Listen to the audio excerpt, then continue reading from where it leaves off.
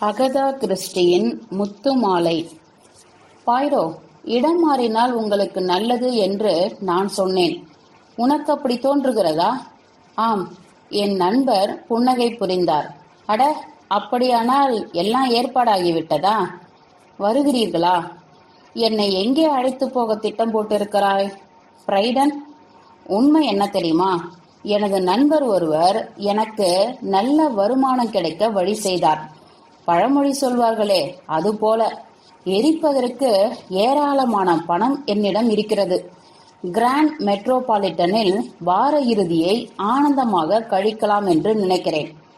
Thanks. நன்றியோடு ஒப்புக்கொள்கிறேன். ஒரு கிழவனின் நலம் பற்றி அக்கறை கொள்ளும் நல்ல மனம் உனக்கு இருக்கிறது. அறிவாற்றலை விட நல்ல மனம் மதிப்பு மிக்கது. ஆமா ஆமா, உன்னோட பேசுகிற நான் அதை சில சமயம் மறந்து விடுகிறேன். அவர் கூறியதின் உட்பொருள் எனக்கு மகிழ்ச்சி அளிக்கவில்லை. பாய்ரோ என் மன ஆற்றலை சில சமயம் குறைவாக மதிப்பிடுவார் என்று எண்ணுகிறேன். அவர் என் பயணத்திட்டத்தை மகிழ்ச்சியுடன் ஏற்றதால் என்னுடைய சிறு அதிருப்தியை வெளியில் காட்டிக்கொள்ளவில்லை. சரி, பயணம் முடிவாகிவிட்டது என்றேன் வேகமாய். சனிக்கிழமை மாலை நாங்கள் கிராண்ட் மெட்ரோபாலிட்டனில் உணவு அருந்திக் கொண்டிருந்தோம். உலகத்து செல்வந்தர்கள் அனைவரும் தங்கள் மனைவியரோடு பிரிட்டனில் கூடியிருப்பதாய் தோன்றியது. அற்புதமான வண்ண ஆடைகள், நேர்த்தியான நகைகள், அழகுக்கு அழகு செய்யும் நோக்குடன் மட்டும் பெண்கள் நகைகள் அணிந்ததாய் தெரியவில்லை. பகட்டான காட்சி பொருளாகவும் அவற்றை பயன்படுத்தியிருந்தார்கள். எங்கே பார்த்தாலும் கூட்டம், உல்லாசம், கேளிக்கை. பாய்ரோ முணுமுணுத்தார். ஹோ, என்ன ஒரு காட்சி! இது கொள்ளை லாபகாரர்களுக்கு ஏற்ற இடம் இல்லையா எஸ்டீஸ்? இருக்கலாம், ஆனா எல்லாவற்றிலும் கொள்ளை லாபகாரர்களின் கைவண்ணம் இருக்காது என்று நம்புவோம் என்று பதில் கூறினேன். பாய்ரோ சுற்றிலும் கூர்ந்து பார்த்தார். இந்த நகைகளின் குவியலை பார்த்தால் கொள்ளையடிக்கும் தொழிலில் என் மூளையை செலுத்தாமல் தகவலை கண்டுபிடிக்கும் தொழிலில் ஏன் ஈடுபட்டோம் என்று தோன்றுகிறது. திறமை உள்ள திருடர்களுக்கு அருமையான வாய்ப்பு எஸ்டேட்ஸ். தூணுக்கு அருகில் உள்ள அந்த பருத்த ஸ்ரீயை பார், மணி மாணிக்கங்களில் மறைந்து கிடக்கிறாள். அவருடைய கண்களை பின்பற்றினேன். அட, மிஸ்ஸஸ் ஒபல்சன், உனக்கு அவளை தெரியுமா? கொஞ்சம் தெரியும் என்றேன். அவளுடைய கணவர் பெரிய ஸ்டாக் புரோக்கர். சமீபத்தில் எண்ணெய் விலை ஏறியதல்லவா, அதிலே அவருக்கு கொழுத்த பணம். சாப்பாட்டுக்கு பிறகு ஓய்வறையில் நாங்கள் ஒபில்சன் தம்பதிகளை சந்தித்தோம். பைரட்டை நான் அவர்களுக்கு அறிமுகம் செய்து வைத்தேன். சில நிமிடங்கள் பேசிக்கொண்டிருந்த பின் எல்லோரும் சேர்ந்து காஃபி குடித்தோம். மிஸ்ஸஸ் ஒபல்சன் பரந்த மார்பில் அணிந்திருந்த விலை உயர்ந்த வைரங்களை பைரட் பாராட்டி பேசியதை கேட்டு அவளுடைய முகம் பிரகாசித்தது. எனக்கு இது பொழுதுபோக்கு மிஸ்டர் பாய்ரோ. நகைகள் என்றால் எனக்கு மோகம். என் கணவருக்கு எனது இந்த பலவீனம் தெரியும். அவருக்கு வர்த்தகத்தில் வெற்றி கிட்டும் போதெல்லாம் எனக்காக புதிதாய் ஏதாவது வாங்கி வந்து தருவார். விலை உயர்ந்த கற்கள் உங்களுக்கும் பிடிக்குமா? அவ்வப்பொழுது அவரோடு பழக எனக்கு வாய்ப்பு கிட்டியிருக்கிறது. உலக புகழ் பெற்ற சில நகைகளோடு என் தொழில் காரணமாக தொடர்பு ஏற்பட்டுள்ளது. மிகவும் நாசூக்காக உண்மை பெயர்களை மறைத்து ஓர் அரச குடும்பத்தின் வரலாற்று புகழ் படைத்த சில நகைகளை பற்றி பைரட் விவரித்தார். மிஸ்ஸஸ் ஒபல்சன் மூச்சு விடவும் மறந்தவளாய் அதை கேட்டாள். அவர் முடித்ததும், ஒரு நாடகம் போலவே இருக்கிறதே. என்னிடம் சில முத்துக்கள் இருக்கின்றன. அவைகளுக்கு ஒரு வரலாறு உண்டு. உலகத்தில் உள்ள மிக சிறந்த முத்து மாலைகளில் அது ஒன்று என்று கூறுகிறார்கள். தூய நிறமும் பாந்தமான இணைப்பும் அதன் பெருமைகள். ஓடிப்போய் கொண்டு வருகிறேன் என்றாள் மிஸ்ஸஸ் ஒபல்சன். வேண்டாம் மேடம், வீண் சிரமம் எதற்கு? நீங்கள் என்னிடம் மிகவும் அன்பு காட்டுகிறீர்கள் என்றார் பாய்ரோ. நீங்கள் அதை பார்க்க வேண்டும். அந்த கனமான சீமாட்டி மிக சுறுசுறுப்பாக லிப்டுக்கு விரைந்தார். என்னோடு பேசிக் கொண்டிருந்த அவளுடைய கணவர் பாய்ரோவை கேள்விக்குறியோடு பார்த்தார். மேடமுக்கு என்னிடம் மிகவும் பிரியம் உண்டாகிவிட்டது. அவளுடைய முத்து மாலையை என்னிடம் காட்ட வேண்டும் என்று ஆசைப்படுகிறாள் என்று பாய்ரோ விளக்கினார். முத்துக்களா என்று ஒபுல்சன் திருப்தியுடன் புன்னகை செய்தார். அவை பார்க்கத்தக்கவைதான். நிறைய பணம் விழுங்கின. ஆனால் போட்ட பணத்தை மோசமில்லை. எப்பொழுது வேண்டுமானாலும் அதை பணமாக்க முடியும். லாபத்தோடு விற்கலாம். இப்போதுள்ள பொருளாதார நிலைமை நீடித்தால் அதை விற்க நேர்ந்தாலும் நேரலாம். ஊரிலே அவ்வளவு பண நெருக்கடி. அவர் பொருளாதார பரிபாஷையில் பேசிக்கொண்டே போனார். எனக்கு ஒண்ணுமே புரியவில்லை. வேலைக்கார பையன் அவருடைய பேச்சில் குறுக்கிட்டு அவர் காதுகளில் ஏதோ கூறினான். அட, என்னது? நான் உடனே வருகிறேன். அவள் உடம்புக்கு ஒன்றும் இல்லையே.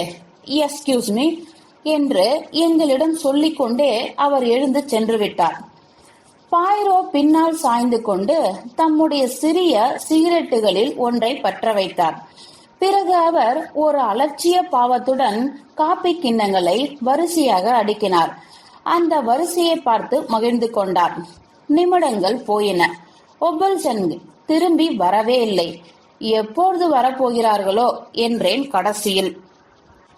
பாய்ரோ சுருள் சுருளாக மேலேறும் புகையை பார்த்தவாறு யோசனையில் ஆழ்ந்தவராய் கூறினார். அவர்கள் வரமாட்டார்கள். ஏன்? ஏனென்றால் ஏதோ நடந்திருக்கிறது. என்ன நடந்திருக்கும்? உங்களுக்கு எப்படி தெரியும் என்றேன் ஆர்வத்தோடு. பாய்ரோ புன்னகை புரிந்தார். சில வினாடிகளுக்கு முன்னால் மேனேஜர் அவசர அவசரமாய் தம் ஆபீஸில் இருந்து வெளியே வந்து மாடிக்கு ஓடினார். அவர் ஒரே பரபரப்பாக இருந்தார். லிப்ட் பையன் ஒரு வேலைக்கார பையனுடன் மெய் மறந்து பேசுகிறான். லிப்ட் மணி 3 தடவைகள் ஒலித்தது கூட அவன் காதில் விழவில்லை. மூன்றாவதாக வெயிட்டர்கள் கூட நிலை குலைந்து இருக்கிறார்கள். வெயிட்டர்களே நிலை குலைந்து இருக்கிறார்கள் என்றால்? பாய்ரோ தீர்மானமாய் தலையசைத்து கூறினார். பெரிய விவகாரமாகத்தான் இருக்க வேண்டும். நான் சொன்னது சரிதான். போலீஸ்காரர்கள் வருகிறார்கள். 2 பேர் அப்பொழுதுதான் ஹோட்டலில் நுழைந்திருந்தார்கள். ஒருவன் போலீஸ் உடுப்பிலும் மற்றவன் சாதா உடுப்பிலும். அவர்கள் ஒரு வேலைக்காரனோடு பேசினார்கள்.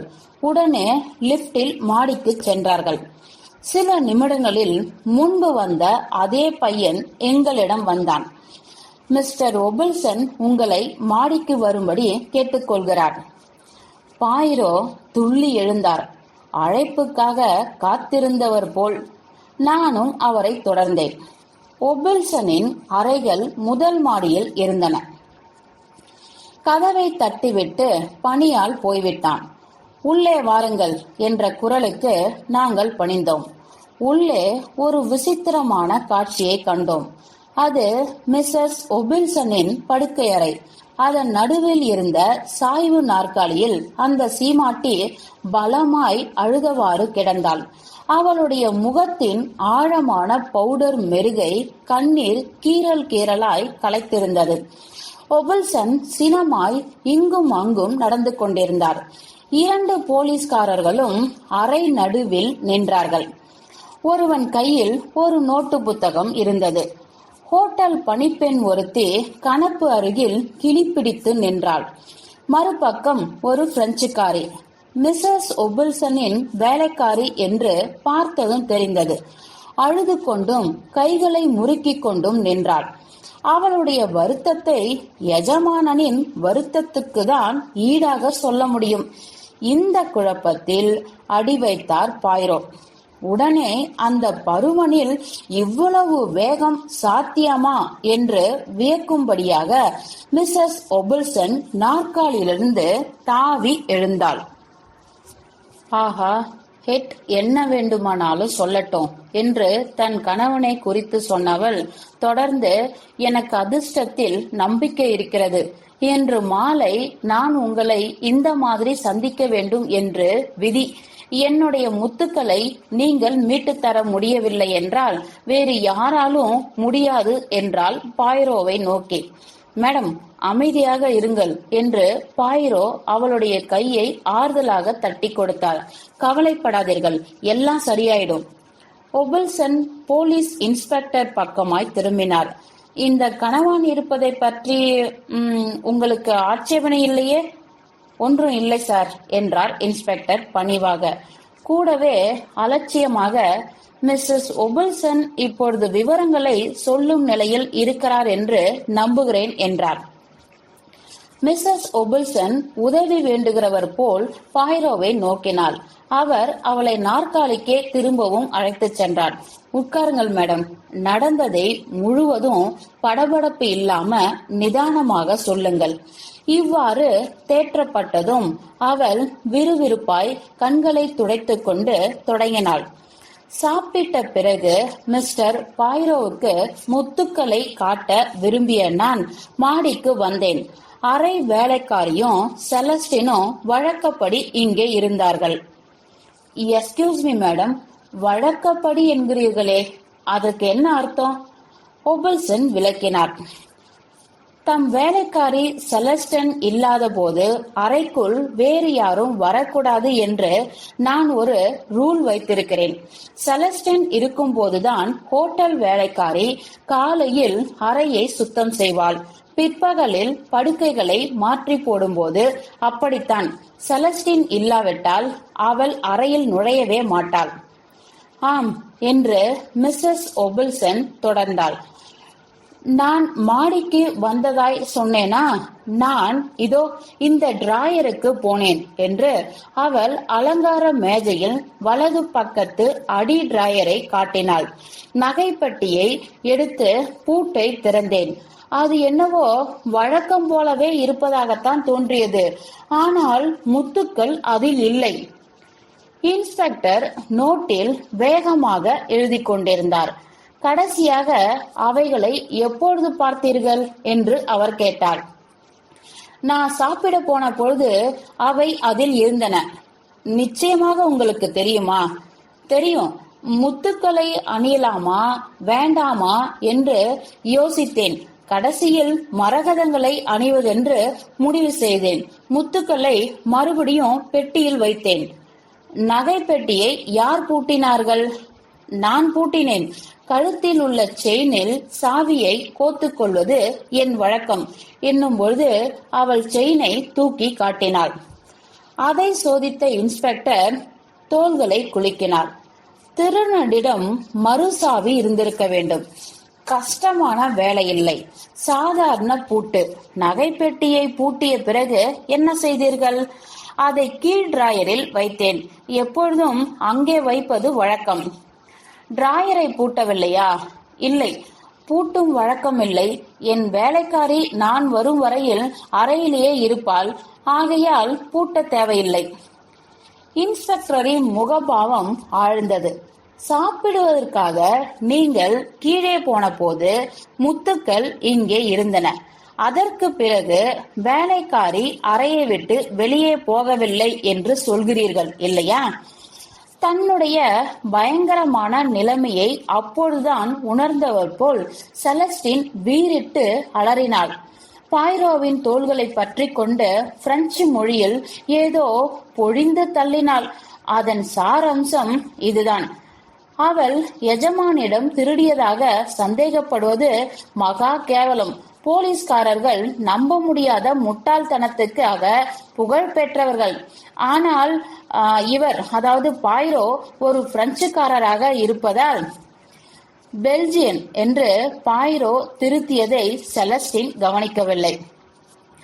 இந்த பிரெஞ்சுக்காரர் அவள் மீது பொய்யாக குற்றம் சுமத்தப்படுவதையும் ஹோட்டல் வேலைக்காரி எளிதாக தப்புவதையும் பார்த்து கொண்டு பேசாமல் இருக்கக்கூடாது.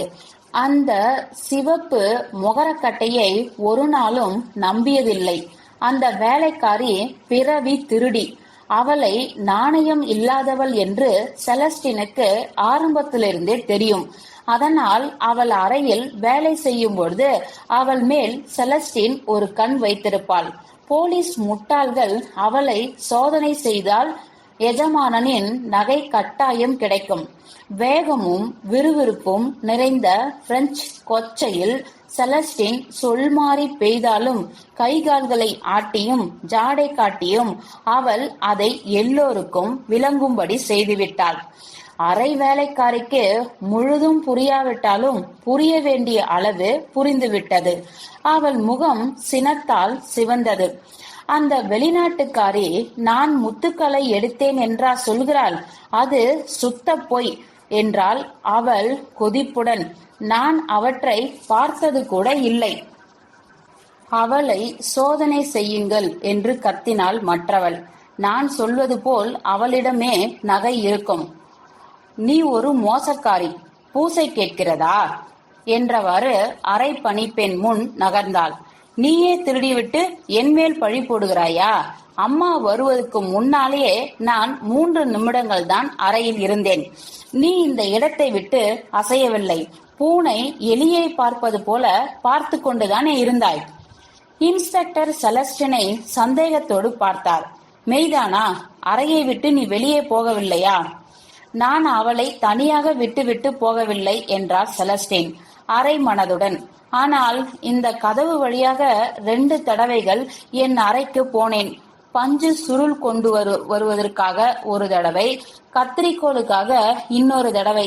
அந்த சமயத்தில் அவள் எடுத்திருக்க வேண்டும். அரை வேலைக்காரி ஆத்திரத்துடன் மறுமொழி கூறினாள். நீ 1 நிமிடம் கூட உள்ளே இருக்கவில்லை. அந்த பக்கம் தலை நீட்டிவிட்டு உடனே திரும்பிவிட்டாய். போலீஸ் என்னை சோதனை செய்யட்டும், தாராளமாக செய்யட்டும், எனக்கு பயம் இல்லை. இச்சமயம் யாரோ கதவை தட்டினார்கள். இன்ஸ்பெக்டர் அங்கே போனார். யார் என்று பார்த்ததும் அவருடைய முகம் ஒளி கொண்டது. நல்ல வேளை, நம் பெண் சோதனையால் ஒருத்தியை அனுப்ப சொன்னேன், அவள் வந்திருக்கிறாள். பக்கத்து அறைக்கு போகிறாயா என்று அவர் அறை வேலைக்காரியை நோக்கினார். அவள் தலையை சற்று குலுக்கிவிட்டு பக்கத்து அறைக்குள் போனாள். சோதனைக்காரி பின்தொடர பிரெஞ்சு பெண் தேம்பியவாறு ஒரு நாற்காலியில் விழுந்து விட்டாள். பாயிரோ அறை அமைப்பை கண்ணோட்டமிட்டுக் கொண்டிருந்தார். அந்த கதவு எங்கே போகிறது என்று பாயிரோ ஜன்னல் அருகில் இருந்த கதவை சுட்டிக்காட்டினார். அடுத்த அறைக்கு என்று நினைக்கிறேன் என்றார் இன்ஸ்பெக்டர். ஆனால் இந்த பக்கம் தாழிடப்பட்டிருக்கிறது. பாயிரோ அதன் அருகில் போனார். தாழ்பாலை இழுத்து தள்ளி சோதித்து பார்த்தார். அந்த பக்கமும் தாழிடப்பட்டிருக்கிறது. சரி, அது இல்லை என்றாகிவிட்டது.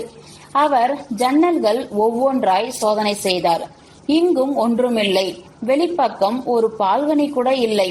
இருந்தாலும் என்ன, வேலைக்காரி அறையை விட்டு வெளியே போகவே இல்லையே என்றார் இன்ஸ்பெக்டர் பொறுமை இழந்து. பாயிரோ சிறிதும் தயங்கவில்லை. அறையை விட்டு வெளியே போகவில்லை என்று இந்த பெண் உறுதியாக சொல்வதால் அவர் முடிக்கும் முன் அறை வேலைக்காரியும் பெண் போலீஸ் சோதனைக்காரியும் திரும்பிவிட்டார்கள். ஒன்றுமில்லை என்றால் போலீஸ்காரி சுருக்கமாக. எப்படி இருக்கும் என்றால் வேலைக்காரி நிதானமாக. ஒரு நாணயமான பெண்ணின் பெயரை கெடுத்து பிரெஞ்சு பெண் தலை குனிய வேண்டும். சரி சரி, நிறுத்து என்றார் இன்ஸ்பெக்டர். யாருக்கும் உன்மேல் சந்தேகம் இல்லை. நீ போய் உன் வேலையை கவனி. அறை வேலைக்காரி மனமின்றி போனாள். அவளை சோதிக்க வேண்டுமா என்று பெண் போலீஸ் செலஸ்டினை காட்டினாள். ஆமா ஆமா என்றார் இன்ஸ்பெக்டர். செலஸ்டின் போலீஸ் அதிகாரியோடு சிறு அறைக்குள் போனாள். அவளிடமும் ஒன்றும் காணப்படவில்லை. இன்ஸ்பெக்டரின் முகம் கடுமை பெற்றது. நீ என்னோடு வரவேண்டியதுதான் மிஸ் என்றார். பின்னர் மிஸ்ஸஸ் ஒபல்சனை பார்த்தார். சாட்சியங்கள் எல்லாம் அப்படி இருக்கின்றன. அவள் நகையை தன் உடலில் ஒளித்து வைக்கவில்லை என்றால் அறையில் எங்கேயாவது பதுக்கியிருப்பாள். செலஸ்டின் மீண்டும் வீறிட்டு அலறினாள். பாயிரோவின் கையை கெட்டியாக பற்றி கொண்டாள். அவள் காதில் அவர் மெல்ல ஏதோ கூறினார். அவள் நிமிர்ந்து அவரை ஐயத்துடன் பார்த்தாள். அவரிடம், குழந்தாய், எதிர்க்காமல் இருப்பதே நல்லது. என்ற பைரட் இன்ஸ்பெக்டரிடம் ஒரு சின்ன சோதனை என் திருப்திக்காக அனுமதிப்பீர்களா என்று கேட்டார். என்ன செய்கிறீர்கள் என்பதை பொறுத்தது அது என்றார் போலீஸ் அதிகாரி பட்டுக்கொள்ளாமல். பாயிரோ செலஸ்டின் பக்கம் திரும்பினார். செலஸ்டின், பஞ்சு சுருள் கொண்டு வருவதற்காக உன் அறைக்குள் போனதாக சொன்னாய். அது எங்கே இருந்தது? அடுக்கு டிராயர் பெட்டிக்கு மேலே சார். கத்திரிக்கோல்? அதுவும் சார். அதே வேலைகளை மறுபடியும் இப்பொழுது செய்ய சொன்னால் தொந்தரவாக நினைக்க மாட்டாயே? நீ இங்கேதானே உட்கார்ந்திருந்ததாக சொன்னாய். செலஸ்டின் உட்கார்ந்தாள். பாயிரோ ஜாடை காட்டியதும் பக்கத்து அறைக்கு போய் அடுக்கு டிராயர் பெட்டியின் மீது இருந்த ஒரு பொருளை எடுத்துக்கொண்டு திரும்பினாள். அவளுடைய நடையும் தம் உள்ளங்கையில் இருந்த பெரிய கடிகாரத்தையும் மாறி மாறி பார்த்து கொண்டிருந்தார் பாயிரோ. இன்னொரு முறை செலஸ்டின். இரண்டாவது முறை அவள் அவ்வாறு செய்து முடித்த பிறகு தம் பாக்கெட் நோட்டில் அவர் ஏதோ குறித்து கொண்டார். கடிகாரத்தை தம் பையில் திரும்பவும் வைத்துக் கொண்டார். தேங்க்ஸ் செலஸ்டின், எனக்கு காட்டிய மரியாதைக்காக உங்களுக்கும் நன்றி என்றார் இன்ஸ்பெக்டரை நோக்கி. இந்த அதிகப்படி வினயம் இன்ஸ்பெக்டருக்கு வேடிக்கையாக இருந்தது. கண்ணீர் வெள்ளத்துக்கிடையில் செலஸ்டின் போலீஸ்காரியுடனும் சாதா உடுப்பு போலீஸ்காரரோடும் புறப்பட்டாள். அப்பால் மிஸ்ஸஸ் ஒபல்சனிடம் மன்னிப்பு கேட்டுக்கொண்டு இன்ஸ்பெக்டர் அறை முழுவதையும் சூறையாடிவிட்டார். டிராயர்களை வெளியே இழுத்தார். கபோர்டுகளை திறந்து போட்டார். படுக்கைகளை கலைத்தாள். தரையெல்லாம் தட்டி பார்த்தார். ஒபல்சன் சந்தேகத்தோடு பார்த்து கொண்டிருந்தார். அவை கிடைக்கும் என்று நிஜமாக நீங்க நினைக்கிறீர்களா? ஆமாம், அதுதான் அறிவுக்கு பொருத்தமான யோசனை. அறைக்கு வெளியே அவைகளை எடுத்துக்கொண்டு போக அவளுக்கு நேரமில்லை. மிஸ்ஸஸ் ஒபல்சன் இவ்வளவு சீக்கிரம் அவை காணாமல் போனதை கண்டுபிடிப்பாள் என்று அவள் எதிர்பார்க்கவில்லை. அவளுடைய திட்டம் குலைந்துவிட்டது. அவை கட்டாயம் இங்கேயே இருக்க வேண்டும். 2 பேரில் ஒருவர் அவைகளை மறைத்து வைத்திருக்க வேண்டும். அரை வேலைக்காரி செய்திருப்பாள் என்று தோன்றவில்லை. என்ன, முடியவே முடியாத காரியம் என்றார் பாயிரோ அமைதியாக. என்று இன்ஸ்பெக்டர் விழித்தார். பாயிரோ அடக்கமாக புன்னகை செய்தார். நான் செய்து காட்டுகிறேன். ஹேஸ்டிங்ஸ், என் நல்ல நண்பா, என் கடிகாரத்தை கையில் வைத்துக்கொள். ஜாக்கிரதையாக வைத்துக்கொள். இது பரம்பரை ஞாபக சின்னம். கொஞ்ச நேரத்துக்கு முந்தி நான் செலஸ்டனுடைய நடமாட்டத்தின் நேரத்தை கணித்தேன். முதலில் அவள் அறைக்கு வெளியே 12 வினாடிகள் இருந்தாள். இரண்டாவது தடவை 15 வினாடிகள் இருந்தாள். இப்பொழுது நான் செய்வதை கவனிங்கள். மிஸ்ஸஸ் ஒபல்சன், தயவு செய்து உங்க நகைப்பெட்டியின் சாவியை தருகிறீர்களா? சரி, தேங்க்ஸ். என் நண்பன் ஹேஸ்டிங்ஸ் அன்பு கூர்ந்து போ என்று சொல்வான். போ என்றேன் நான். நம்ப முடியாத வேகத்துடன் பாயிரோ அலங்கார மேஜை டிராயரை இழுத்து திறந்தார். நகை பெட்டியை எடுத்தார். சாவியை பூட்டில் இட்டார். ஒரு நகையை எடுத்துக்கொண்டார். பெட்டியை மூடி பூட்டினார். அதை மீண்டும் டிராயரில் வைத்தார். டிராயர் முன்போல உள்ளே தள்ளிவிட்டார். மின்னல் வேகத்தில் எல்லாம் நடந்தன. என்னது நண்பா என்றார் அவர் மூச்சு விடாமல். 46 வினாடிகள் என்று பதில் சொன்னேன். பார்த்தீர்களா என்று அவர் சுற்றிலும் பார்த்தார். அரை வேலைக்காரிக்கு நெக்லஸை எடுக்கவே நேரமில்லை. ஒலிக்க எங்கே போவாள்? ஆக செலஸ்டின் தான் செய்திருக்க வேண்டும் என்றாகிறது என்ற இன்ஸ்பெக்டர் திருப்தியுடன் தம் தேடலை தொடர்ந்தார். அவர் அடுத்திருந்த செலஸ்டினின் படுக்கை அறைக்கு போனார். பாயிரோ யோசனையில் ஆழ்ந்திருந்தார். திடீரென்று ஒபல்சனை நோக்கி ஒரு கேள்வியை எய்தார். இந்த நெக்லஸ் சந்தேகத்துக்கிடமின்றி இன்சூர் செய்யப்பட்டதுதானே? இந்த கேள்வி கேட்டு ஒபல்சன் சற்று வியப்புற்றார். தயக்கத்துடன் ஆமாம் என்றார். ஆனால் அதனால் என்ன பயன் என்று குறுக்கிட்டாள் மிஸ்ஸஸ் ஒபல்சன் கண்ணீருடன், எனக்கு என் நெக்லஸ் தான் வேண்டும். அது அற்புதமானது. எவ்வளவு பணம் கொட்டினாலும் அதற்கு ஈடாகாது. எனக்கு புரிகிறது மேடம், எனக்கு நன்றாக புரிகிறது. பெண்களுக்கு உணர்ச்சி பிரதானம் இல்லையா?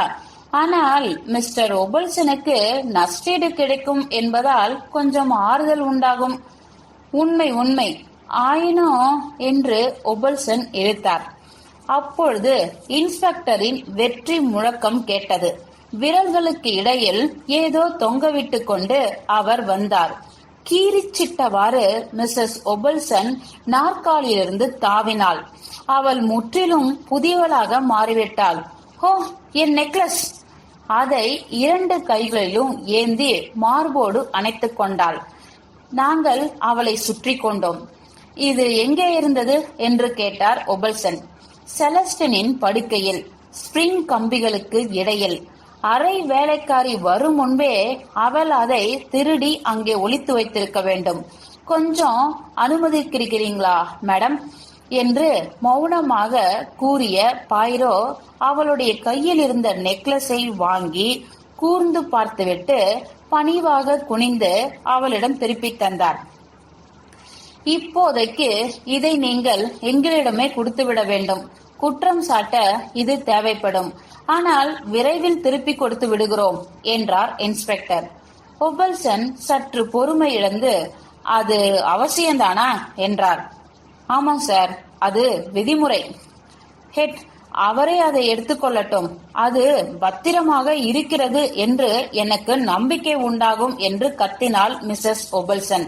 மறுபடியும் யாராவது அதை திருட முயல்வார்களோ என்ற அச்சத்தில் எனக்கு தூக்கமே வராது.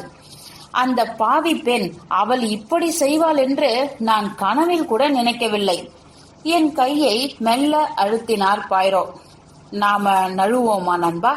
நம் சேவை இனிமே இங்க தேவையில்லை. ஆயினும் வெளியே வந்ததும் அவர் தயங்கினார். பிறகு நான் வியப்புற அவர் கூறினார், பக்கத்து அறையை நான் பார்க்க விரும்புகிறேன்.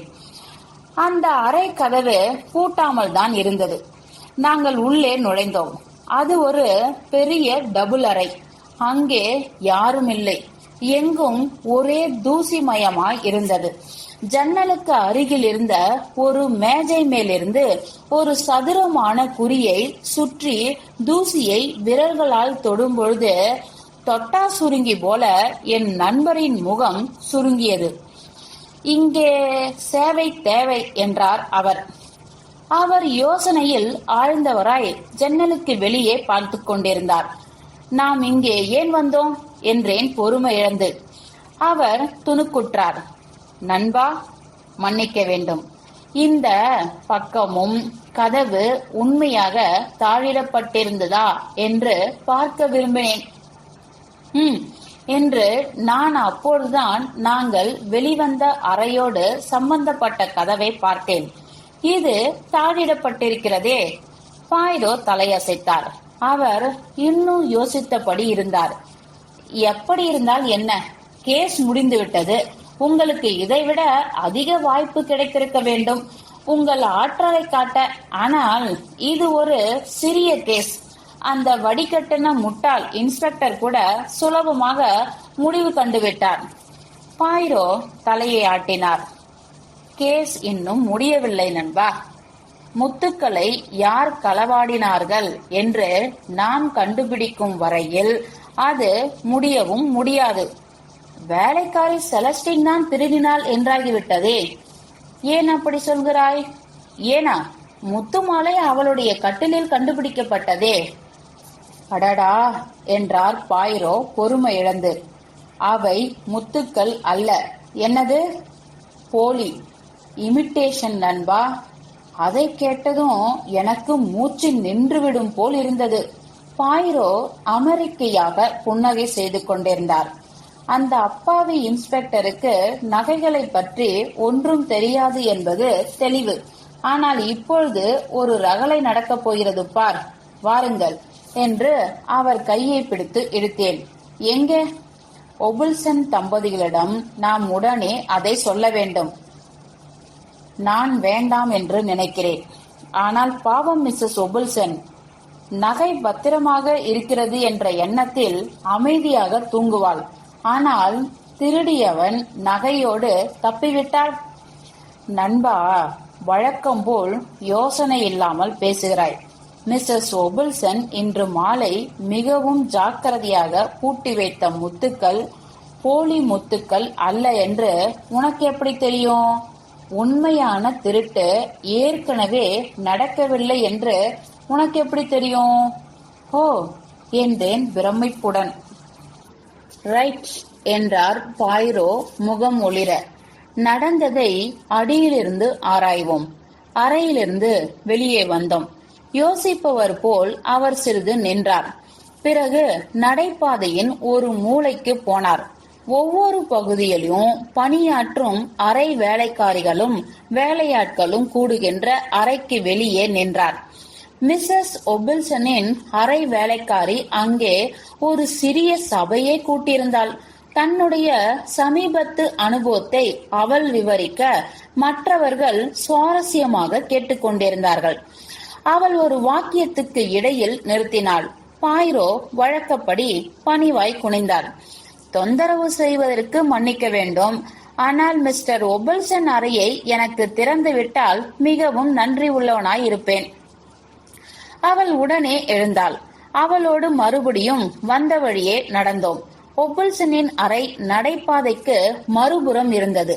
அதன் கதவு அவருடைய மனைவியின் அறையை நோக்கி இருந்தது. அறை வேலைக்காரி தன்னிடம் இருந்த பொது சாவியை எடுத்து அதை திறந்தாள். நாங்கள் உள்ளே போனோம். அவள் வெளியே புறப்பட்ட பொழுது பாய்ரோ அவளை தடுத்தார். ஒரு வினாடி. மிஸ்டர் ஒபில்சனின் சாமான்களுக்கு இடையில் இத மாதிரி ஒரு கார்டு பார்த்திருக்கிறாயா? அவர் ஒரு சாதா வெள்ளை கார்டை அவளிடம் நீட்டினார். நல்ல கிளேஸ் உள்ள கார்டு. பார்ப்பதற்கு சாதாரணமாக இல்லை. இல்லை சார், பார்த்ததாக எனக்கு நினைவில்லை. ஆனா வேலைக்காரன் தான் ஆடவர்களின் அறைகளை கவனிப்பது வழக்கம். அப்படியா? தேங்க்ஸ். பாய்ரோ கார்டை வாங்கிக் கொண்டார். அவள் போய்விட்டாள். பாய்ரோ சற்று நேரம் யோசித்தார். பிறகு தலையை மெல்ல அசைத்தார். ஹேஸ்டிங்ஸ், தயவு செய்து மணியடி. 3 முறை. வேலைக்காரனை கூப்பிடு. நான் 3 முறை மணியடித்தேன். ஆவல் பொங்க. அதற்குள் பாய்ரோ தரையில் இருந்த குப்பை கூடையை கவிழ்த்து கொட்டி அதில் இருக்கிறவற்றை வேகமாக பார்த்து கொண்டிருந்தார். சில வினாடிகளில் வேலைக்காரன் வந்து சேர்ந்தான். அவனிடமும் கார்டு தந்து அதே கேள்வியை கேட்டார். ஒபில்சனின் சாமான்களுக்கு இடையில் இம்மாதிரி கார்டு பார்த்ததில்லை என்று அவனும் சொன்னான். பாய்ரோ நன்றி செலுத்தினார். அவன் போய்விட்டான். கவிழ்த்திருந்த குப்பை கூடையையும் கீழே கிடந்த குப்பைகளையும் தயக்கத்துடன் பார்த்தவாறு மனமில்லாமல் அவன் வெளியேறினான். வெளியேறும்போது பாய்ரோ கூறிய சொற்களை அவன் கேட்காமல் இருந்திருக்க முடியாது.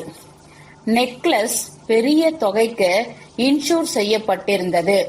பாய்ரோ எனக்கு தெரியும் என்று நான் கத்தினேன். நண்பா, உனக்கு ஒன்றும் தெரியாது என்றார் பாய்ரோ. வழக்கம் போல் ஒன்றுமே தெரியாது. நம்பவே முடியவில்லை. ஆனால் நடந்திருக்கிறது. வா, நாம் அறைக்கு திரும்பலாம்.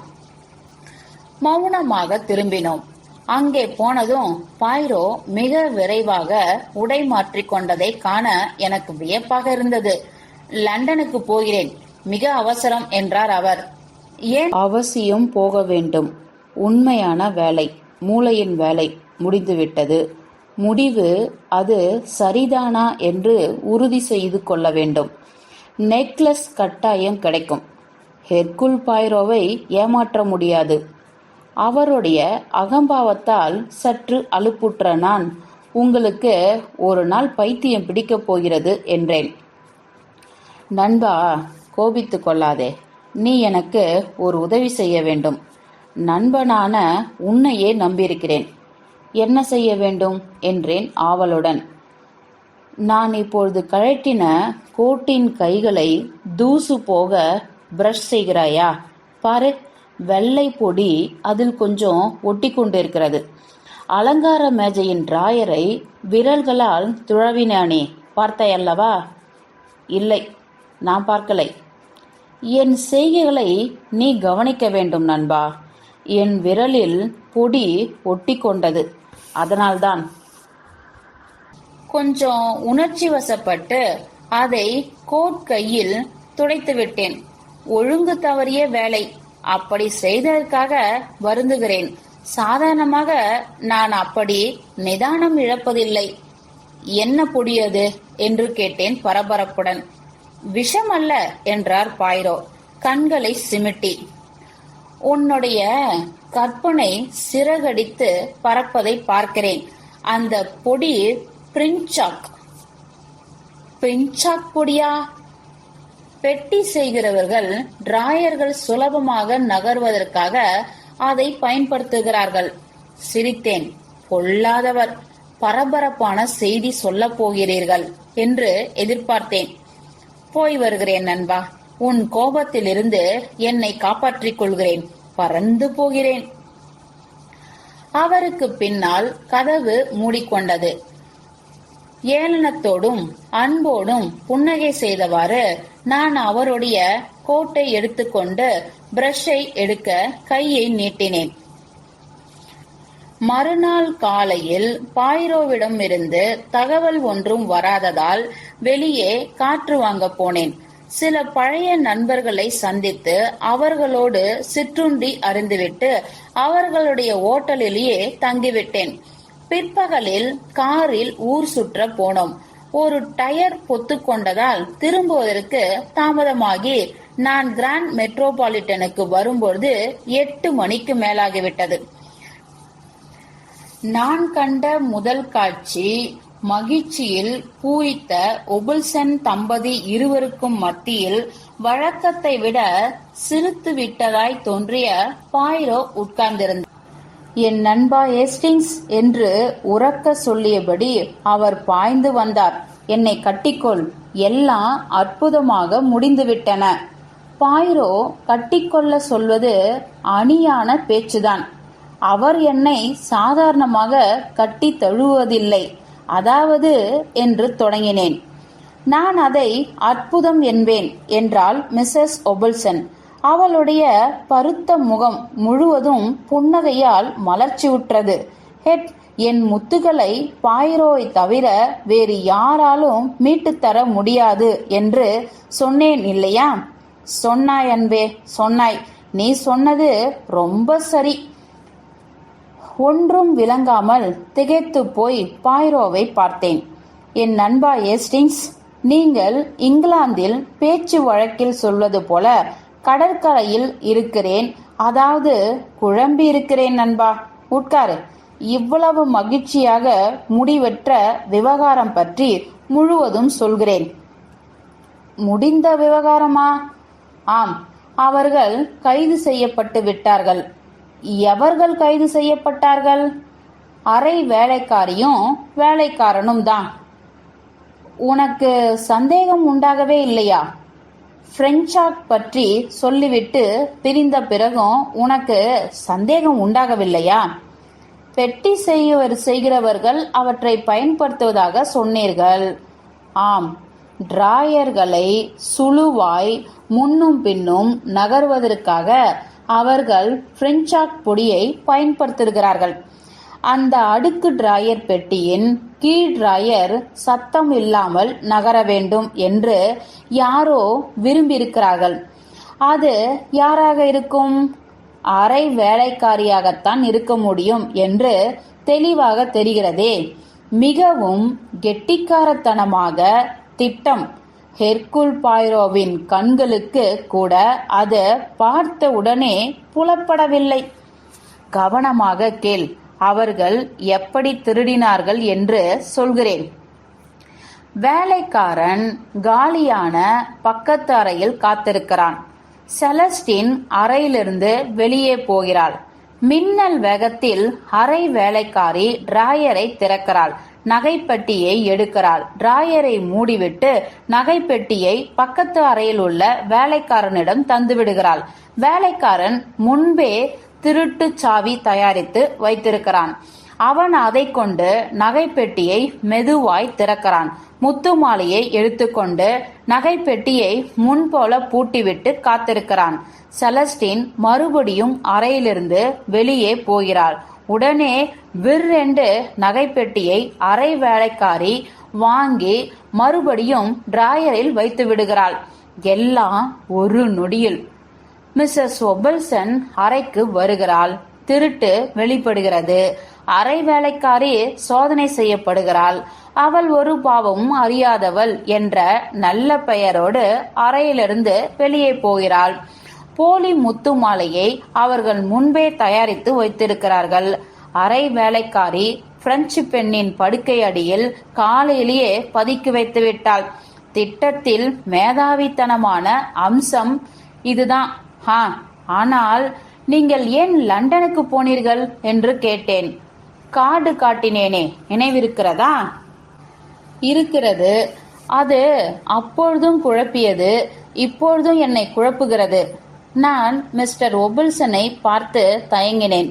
பாய்ரோ மனமாற சிரித்தார். ஒரு தந்திரம். வேலைக்காரனுக்காக கைரேகை நன்றாக பதியும்படி தயாரிக்கப்பட்ட கார்டு அது. அதை எடுத்துக்கொண்டு நான் நேரே ஸ்காட்லாந்து யார்டுக்கு போனேன். நம்முடைய பழைய நண்பர் இன்ஸ்பெக்டர் ஜேப்பை தேடி பிடித்து எல்லா விவரங்களையும் சொன்னேன். நான் சந்தேகப்பட்டது சரிதான். 2 கைரேகை பதிவுகளும் 2 பிரபல நகை திருடர்கள் உடையது. சிறிது காலமாய் போலீஸ் அவர்களை தேடிக்கொண்டிருக்கிறது. ஜேப் என்னோடு வந்தார். திருடர்கள் கைது செய்யப்பட்டார்கள். முத்துக்கள் வேலைக்காரனிடமிருந்து வாங்கப்பட்டன. புத்திசாலியான ஜோடியே, ஆனால் ஒழுங்கு இல்லாததால தோல்வியடைந்தார்கள். ஹேஸ்டிங்ஸ், குறைந்தபட்சம் 100 தடவையாவது சொல்லியிருப்பேனே, ஒழுங்குமுறை இல்லாமல். நான் குறுக்கிட்டு கேட்டேன். ஆனால் அவர்களுடைய ஒழுங்குமுறை எங்கே தவறியது? என் நண்பா, அரை வேலைக்காரியாகவும் வேலைக்காரனாகவும் ஓரிடத்தில் வேலைக்கு சேருவது நல்ல பிளான். ஆனால் வேலையில் கவனக்குறைவாக இருக்கக்கூடாது. காலியான ஒரு அறையை அவர்கள் தூசி போக துப்புரவு செய்யவில்லை. அதனால் அவன் 2 அறைகளை இணைக்கும் கதவுக்கு பக்கத்தில் உள்ள சின்ன மேஜையின் மீது நகைப்பெட்டியை வைத்தபோது சதுரமான அடையாளம் பதிந்தது. ஞாபகம் இருக்கிறது என்று கத்தினேன். அதற்கு முன்பு என்னால் ஒரு முடிவுக்கும் வர முடியாமல் இருந்தது. தூசியில் படிந்த பெட்டி குறியை பார்த்ததும் எனக்கு உண்மை தெரிந்துவிட்டது. ஒரு வினாடி மௌனம் நிலவியது. எனக்கு என் முத்துக்கள் திரும்ப கிடைத்துவிட்டன என்றாள் மிஸ்ஸஸ் ஒபில்சன் குதூகலத்துடன். சரி, சாப்பிட போகலாமா என்றேன். பாய்ரோ என்னோடு வந்தார். உங்களுக்கு இது மற்றொரு புகழாரம், பாய்ரோ அமைதியாக சொன்னார். எனக்கு புகழாரமா? இன்ஸ்பெக்டர் ஜேப்பும் உள்ளூர் இன்ஸ்பெக்டர் களவை கண்டுபிடித்து புகழை தங்களுக்குள் பங்கு போட்டுக் கொள்வார்கள். ஆனால் என்று அவர் தம் கைப்பையை தட்டி காட்டி கூறினார். மிஸ்டர் ஒபில்சன் கொடுத்த ஒரு செக்கு இங்கே இருக்கிறது நண்பா. இந்த வார இறுதி நாம் திட்டமிட்டபடி கழியவில்லை. அடுத்த வார இறுதியில் இங்கே வருவோமா? செலவு என் பக்கம். என்ன சொல்கிறாய்? முற்றும்.